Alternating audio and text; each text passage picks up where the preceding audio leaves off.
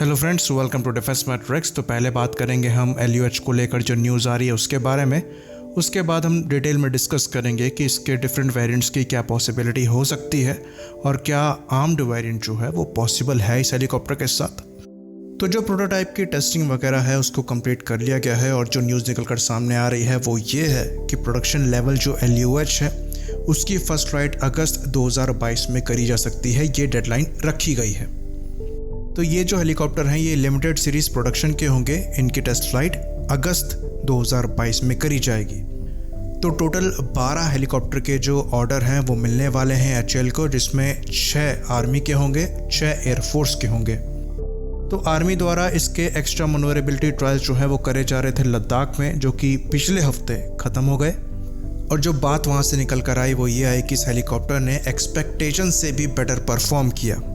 तो LUH के चारों प्रोटोटाइप्स के जितने भी टेस्ट वगैरह होने थे वो कंक्लूड हो चुके हैं। अब बस ऑर्डर देना है और इनकी डिलीवरी स्टार्ट करनी है, जिसके लिए जो लिमिटेड सीरीज प्रोडक्शन के हेलीकॉप्टर्स हैं उनका प्रोडक्शन अगले साल से चालू हो जाएगा, जिसमें पहला जो प्रोटोटाइप है वो अगले साल के अगस्त में फ्लाई करेगा।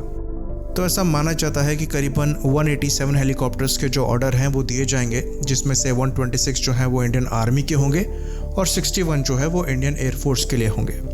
इनके साथ साथ रशियन का-226 हेलीकॉप्टर्स भी लिए जाएंगे, जिसको लेकर जो डील है वो आने वाले कुछ समय में साइन हो सकती है। ये बात आपको बता दें कि इन हेलीकॉप्टर्स की रिस्पॉन्सिबिलिटी है इंडियन आर्म फोर्सेस से चीता और चेतक हेलीकॉप्टर्स को रिटायर करने की।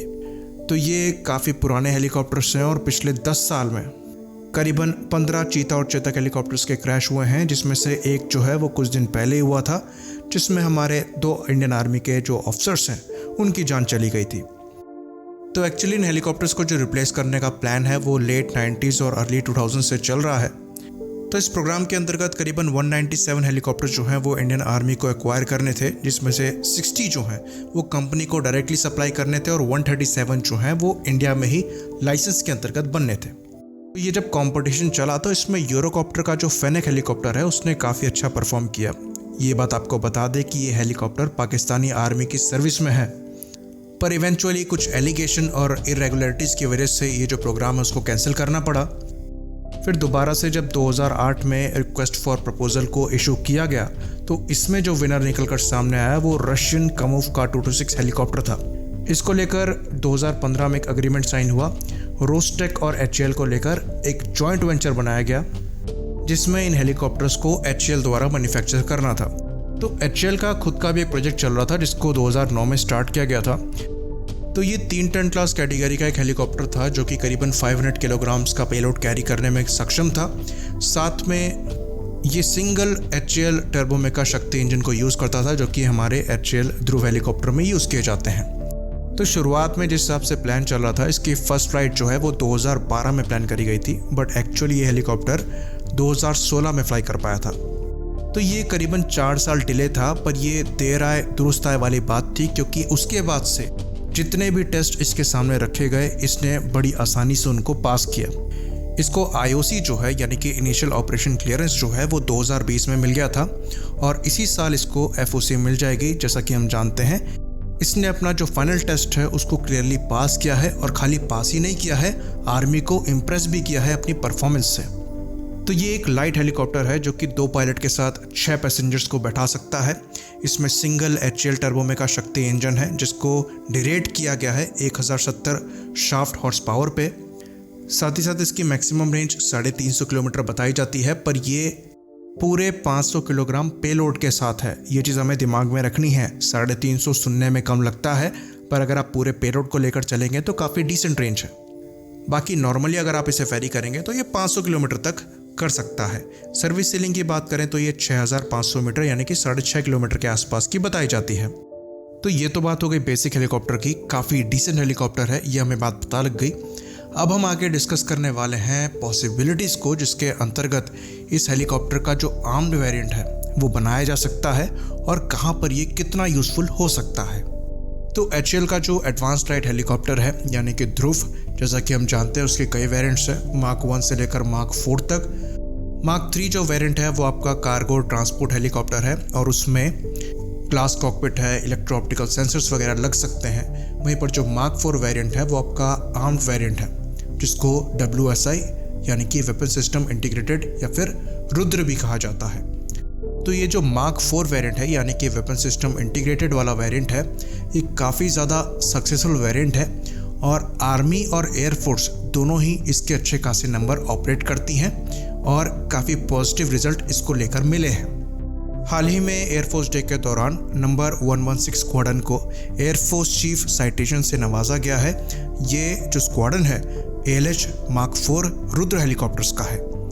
तो गलवान वैली क्लैश के बाद इस हेलीकॉप्टर को लद्दाख में डिप्लॉय किया गया था और इस रीजन में ये सबसे पहला high altitude attack helicopter detachment था जिसको बहुत जल्द ही इस्टेब्लिश कर लिया गया था, जिसके बाद से इस स्क्वाड्रन ने डे और नाइट ऑपरेशंस परफॉर्म किए, साथ ही साथ वेपन डिलीवरी को भी इंश्योर किया हायर एल्टीट्यूड में।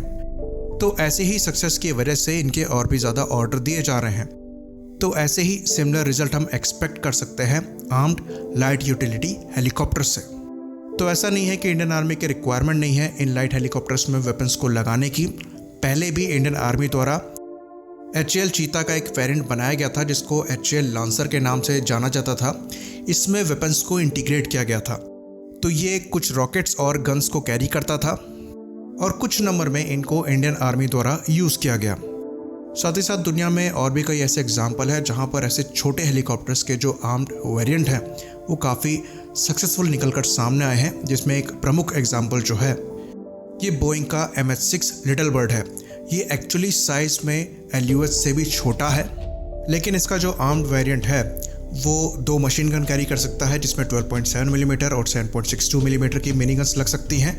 साथ ही साथ ये 2 रॉकेट पॉड कैरी कर सकता है जिसमें करीबन 7 70 मिलीमीटर के रॉकेट्स आ सकते हैं। इससे भी आगे बढ़कर ये करीबन 4 हेलफायर मिसाइल को कैरी कर सकता है या फिर 4 स्टिंगर मिसाइल को कैरी कर सकता है। तो ये एंटी ड्रोन ऑपरेशन और स्पेशल फोर्सेस के क्लोज एयर सपोर्ट ऑपरेशंस में काफ़ी ज़्यादा कारगर साबित हो सकता है। और ये हेलीकॉप्टर एक्चुअली हुए भी हैं, तो ये शो करता है कि अगर LUH का एक आर्म्ड वेरिएंट बनाया जाता है तो वो काफ़ी हेल्पफुल हो सकता है इंडियन आर्मी के लिए, खासकर ऐसे हायर एल्टीट्यूड ऑपरेशंस में, क्योंकि यहाँ पर फुल ब्लोन वॉर जो है उसके होने के चांसेस कम होते हैं। छोटी मोटी स्किर्मिश हो सकती है जहाँ पर ये हेलीकॉप्टर काम आ सकते हैं। तो यहाँ पर कुछ मॉडिफिकेशन करने पड़ेंगे HAL रुद्र की तरह ही। पहले एक इलेक्ट्रो ऑप्टिकल सेंसर लगाना पड़ेगा जिसमें लेज़र डेजिग्नेटर भी होगा जो कि एंटी टैंक गाइडेड मिसाइल्स और गाइडेड रॉकेट्स को गाइड करने में सक्षम होगा। साथ ही साथ वेपन कैरी करने के लिए आपको एक्सटर्नली इसमें वेपन हार्ड पॉइंट लगाने पड़ेंगे। बाकी इसके अनमैन्ड वर्जन भी बनाए जा सकते हैं जिसमें ये अपने आप ही फ्लाई करने में सक्षम हो। साथ ही आर्म्ड वर्जन को UCAV की तरह यूज़ किया जा सकता होगा जहां पर एक रिमोट लोकेशन से इससे वेपन फायरिंग वगैरह कराई जा सकती होगी। तो ऐसे एग्जाम्पल मौजूद हैं। बोइंग के लिटिल बर्ड में ऐसे मॉडिफिकेशन किए गए हैं जिसमें उसका एक अनमैन्ड वर्जन बना हुआ है जो कि वेपन्स भी फायर कर सकता है और उसको ऑपरेट एक रिमोट लोकेशन से किया जा सकता है। ये कुछ पॉसिबिलिटीज़ हैं जिनको HAL को कंसिडर करना चाहिए ताकि जो LUH है उसकी यूटिलिटी को बढ़ाया जा सके और वो HAL रुद्र की तरह ही एक सक्सेसफुल प्लेटफॉर्म निकलकर सामने आए। इसी बात पर हम इस वीडियो को ख़त्म करेंगे। लाइक करिए, सब्सक्राइब करिए। जय हिंद।